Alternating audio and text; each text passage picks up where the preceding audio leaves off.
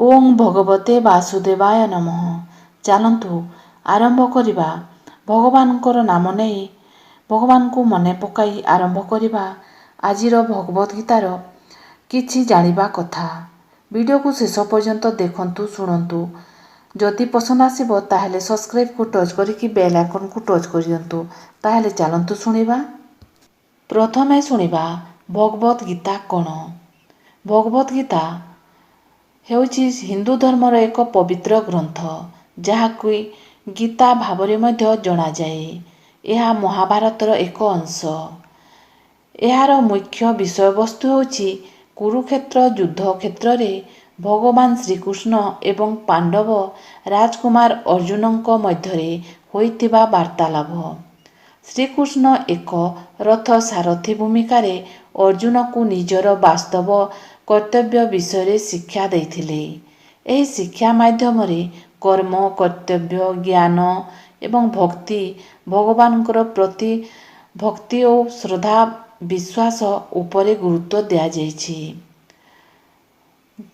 କର୍ମଯୋଗ, ଫଳର ଆଶା ନକରି କର୍ତ୍ତବ୍ୟ କରିବାର ମହତ୍ତ୍ୱ।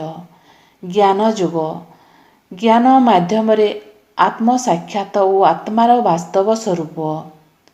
ଭକ୍ତି ଯୋଗ, ଭଗବାନଙ୍କୁ ଅନବରତ ଭକ୍ତି କରି ମୁକ୍ତିଲାଭ କରିବା। ଭାଗବତ ଗୀତାରେ ନାରୀର ଭୂମିକା ବହୁତ ରହିଛି। ଭାଗବତ ପୁରାଣରେ ନାରୀମାନଙ୍କର ବିଭିନ୍ନ ଭୂମିକା ଏବଂ ପ୍ରତିଛବି ବିଷୟରେ ବର୍ଣ୍ଣନା କରାଯାଏ, ଯେପରିକି ମାତା, ପତ୍ନୀ ଏବଂ ଆଦର୍ଶ ଭକ୍ତ। ଗୃହସ୍ଥ ଜୀବନର ମୂଳଦୁଆ ହେଉଛି ପତ୍ନୀ। ଧର୍ମ ଗ୍ରନ୍ଥରେ ଉଲ୍ଲେଖ ଅଛି ଯେ ପତ୍ନୀ ହେଉଛି ସୁଖ ଏବଂ ଧାର୍ମିକତାର ଉତ୍ସ ଏବଂ ତାଙ୍କ ମାଧ୍ୟମରେ ଦେବତା ଓ ପୁରୁଷମାନେ ସନ୍ତୁଷ୍ଟ ହୁଅନ୍ତି। ଭଗବତରେ ଜଣେ ସତୀ ନାରୀଙ୍କ କର୍ତ୍ତବ୍ୟ ବର୍ଣ୍ଣନା କରାଯାଇଛି।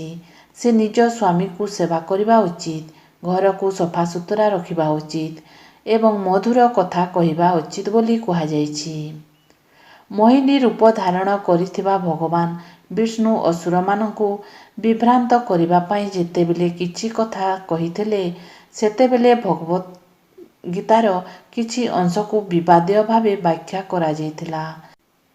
ଯେଉଁମାନେ ଭକ୍ତି ସହକାରେ ଭଗବାନଙ୍କୁ ଆଶ୍ରୟ କରନ୍ତି, ସେମାନେ ଯେକୌଣସି ବର୍ଣ୍ଣର ହୁଅନ୍ତୁ ନା କାହିଁକି, ସେମାନେ ପରମ ଗତି ପ୍ରାପ୍ତ ହୁଅନ୍ତି। ଭଗବଦ୍ ଗୀତା ମାନବତା ଉପରେ ଗୁରୁତ୍ୱ ଦିଏ ଏବଂ ଏଥିରେ ଲିଙ୍ଗ ଭେଦଭାବର କୌଣସି ବିଚାର ନାହିଁ। ଗୀତାରେ ଭଗବାନ କୃଷ୍ଣ କହନ୍ତି ଯେ ନାରୀମାନେ ମଧ୍ୟରେ ଯେଉଁ ଉତ୍ତମ ଗୁଣ ଯେପରିକି କୀର୍ତ୍ତି, ଶ୍ରୀ, ବାକ୍, ଶ୍ରୁତି, ମେଧା, ଧୃତି ଏବଂ କ୍ଷମା, ସେ ସବୁ ଗୁଣକୁ ହେଉଛନ୍ତି। ଏହା ଦର୍ଶାଏ ଯେ ନାରୀ ଗୁଣଗୁଡ଼ିକ ଭଗବାନ ସ୍ୱୟଂ ଦିବ୍ୟ ରୂପ ଭାବରେ ପ୍ରଶଂସା କରିଛନ୍ତି।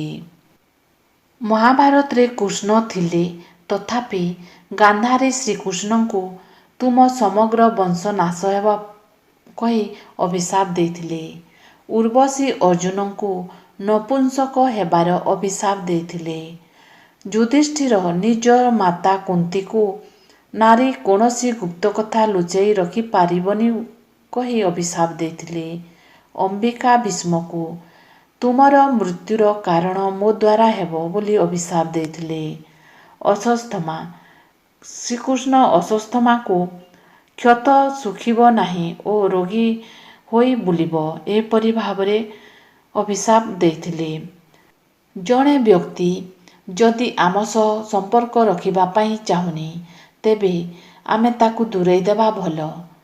ଏ କଥାକୁ ନେଇ ଦିନେ ଭଗବାନ ଶ୍ରୀରାମଙ୍କୁ ଦେବୀ ସୀତା ପଚାରିଲେ।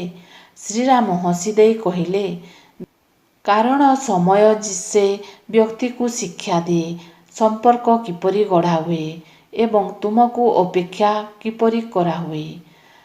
ତୁମେ ଯଦି ନୀରବତା ଅବଲମ୍ବନ କରିବ, ସମୟ ଆଜି ନହେଲେ କାଲି ତୁମ ସହ ଅଦୃଶ୍ୟ ଶକ୍ତି ରୂପରେ ଠିଆ ହେବ। ତୁମେ ଯଦି କ୍ଷମା କରିଦେବ, ତୁମଠାରୁ ସମ୍ପର୍କ ଭାଙ୍ଗିଥିବା ବ୍ୟକ୍ତିକୁ ତୁମକୁ ସବୁବେଳେ ଯେଉଁ ପ୍ରକାରର ହେଉ, ଭଲରେ ହେଉ କିମ୍ବା ମନ୍ଦରେ ଖୋଜିବ। ସମ୍ପର୍କକୁ ସମୟ ଯୋଡ଼େ ଓ ସମୟ ହିଁ ଭାଙ୍ଗେ। ସେଥିପାଇଁ ଅତି ନିବିଡ଼ ସମ୍ପର୍କ ମଧ୍ୟ ସମୟ ଡୋରିରେ ବନ୍ଧା ହୋଇଥାଏ, କିଏ କାହା ପାଶେ କେତେ ଦିନ ରହିବ, କେବେ ତା'ଠାରୁ ଅଲଗା ହେବ, ତା'ର ନିୟତି ବହୁତ ଆଗରୁ ନିର୍ଦ୍ଦିଷ୍ଟ କରି ଭଗବାନ କୃଷ୍ଣ ନିର୍ଣ୍ଣୟ କରିଥିଲେ।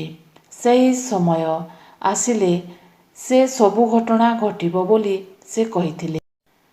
ରାବଣ ତୁମକୁ ହରଣ କଲା, ତା'ପରେ ମୁଁ ତାକୁ ପରାଜିତ କରି ଉଦ୍ଧାର କଲି। ତା ଆଗରୁ ରାମକୁ ବନବାସ ହେଲା। ଏହି ସବୁ ଘଟଣା ଆମକୁ ଶିକ୍ଷା ଦିଏ ଯେ କାଲଚକ୍ର ହାତରେ ସମସ୍ତେ ବନ୍ଧା। ଦେବୀ ହସି ଦେଇ କହିଲେ, ସ୍ୱାମୀ ଆପଣଙ୍କ ଇଚ୍ଛାରେ ଏ ସଂସାର ସବୁ କିଛି ହୁଏ। ଏହିପରି ଭାବରେ ରାମ ଭଗବାନ ସୀତାଙ୍କୁ କହିଲେ। ଆଉ ମହାଭାରତରେ ଯୁଦ୍ଧ ଏପରି ହେଲା। ଯୁଦ୍ଧ ହେବା ସମୟରେ ବି ଏପରି ଭାବରେ ଯୁଦ୍ଧ ହେଲା ଯେ ଭଗବାନ ଶ୍ରୀକୃଷ୍ଣ ବି କିଛି କରିପାରିଲେ ନାହିଁ। ଯାହାର କର୍ମ ଅନୁସାରେ ସେ ହିଁ ରହିଲା, ଯାହାର ଭାଗ୍ୟ ଅନୁସାରେ ସେ ବଞ୍ଚିଲା। କାହାକୁ କିଛି ଭଗବାନ କରିପାରିଲେ ନାହିଁ। ମହାଭାରତ ଯୁଦ୍ଧ ତେବେ ବି ଲାଗି ରହିଥିଲା। ଶେଷରେ ଅନ୍ତ ହେଲା। ଯଦି ଆଜିର ଭିଡ଼ିଓ ପସନ୍ଦ ଆସିଲା ତାହେଲେ ସବସ୍କ୍ରାଇବ୍ କରନ୍ତୁ। ରହୁଛି। ଓମ୍ ଭଗବତେ ବାସୁଦେବା।